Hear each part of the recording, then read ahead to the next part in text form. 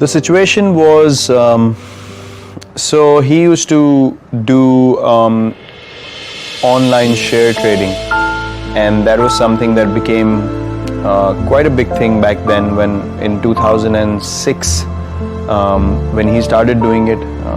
And then, as I said, the business side of things wasn't doing well for my brother.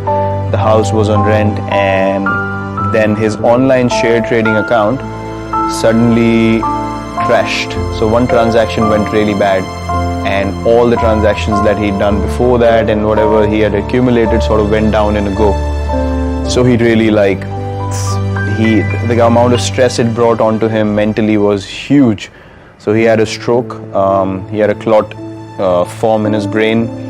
I didn't know it because I was playing my first season and I was at practice, and I was coming back from practice, and I reached the house, and then my cousin's sister was there, and I asked her where everyone is, and she's like, no, they've just gone for a regular checkup. I was like, why would everyone in the house go for a regular checkup? This doesn't seem right. Why is she the only one sitting at home? So I asked her where they are. She told me they're at this place, and I was like, take me there. So we went there, and then I saw him, in a situation that I'd never seen him before. And what was the situation? Because it was a stroke in the brain, he wasn't able to react in the normal manner. His body was moving in a funny way, and he was not able to figure out where he is, like the way he looked at people as well. It was like he lost total sense of what's going on.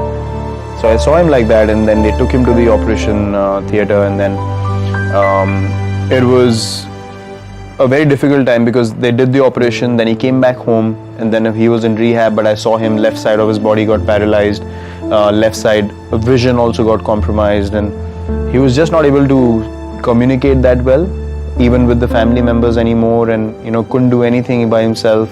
People had to pick him up and take him to the toilet, and there he was, a self-made man. He would just, in the house, if something went wrong, he wouldn't call anyone. He would just open the socket, the electric socket, and just start fixing things himself. So he was that self-made, and he wasn't dependent on anyone. So for a person like that to go through that, he couldn't handle it after a while, and then eventually after a couple of weeks of rehab, he got a cardiac arrest. And you were there? I was batting actually. I was playing a game, and we were playing one of these 4-day games, which used to happen at the first class level, and I was supposed to resume batting the next day, and this happened around 2:30 or 3 in the morning, and we all woke up and we had no idea what to do, and he was gone by the time we woke up, and I literally saw him take his last breath in front of me, and I tried to pump his chest and all that, nothing worked, and then there were a few doctors around in that area that we lived in. We went to their place. No one opened the door because it was 3 in the morning. We couldn't get any response, and then we drove him to the hospital. But by the time they tried electric shocks and everything, all those kind of things, but nothing worked. He couldn't recover at all. So my sister and my brother and my mother, they all broke down, and funnily enough, I couldn't cry at all. There was no emotion coming out of me, and I just became blank. I couldn't register what just happened. Why do you think that was?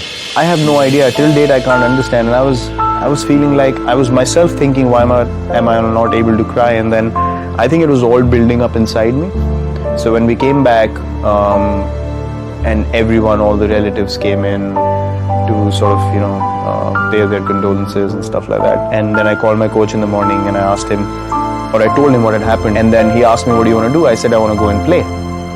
So he said, are you sure? And I was like, because you had a game that day. Yeah, and for me, leaving a cricket match was something which was not acceptable, regardless of what happened in life. Not going to a match was not an option I ever had, or I couldn't register that option in my mind. So I said, I'm going to go. And he said, okay, if that's your decision, go ahead. So I left the house. I hadn't cried at all, nothing, no emotion, and my family was actually feeling a bit nervous looking at me because I was showing no emotion, and everyone was like, crying, and they were emotional. And then I went to the game, and I picked up a friend of mine again, and I told him what had happened. He thought I was joking, he didn't believe me. We kept going, we reached the stadium, and when we reached the stadium and I sat in the change room, and he told everyone what had happened. So when everyone came around me to tell me, we're sorry for you, and that's the time I really broke down. And Now I feel like it was probably the most impactful thing that happened in my life, because I remember that day I came back from the game. After I got out, I came back to do the cremation and all the rituals that follow, and I remember telling my brother specifically that I am going to play for my country, and I am going to play this game at the highest level, and there's nothing else in life that can distract me anymore. Because it was my father's vision as well. He wanted me to, play at the highest level, and he was really, really keen on me playing at the highest level as well. So I remember making that promise to my brother, and then everything in life became second priority after that incident. Cricket was the first priority.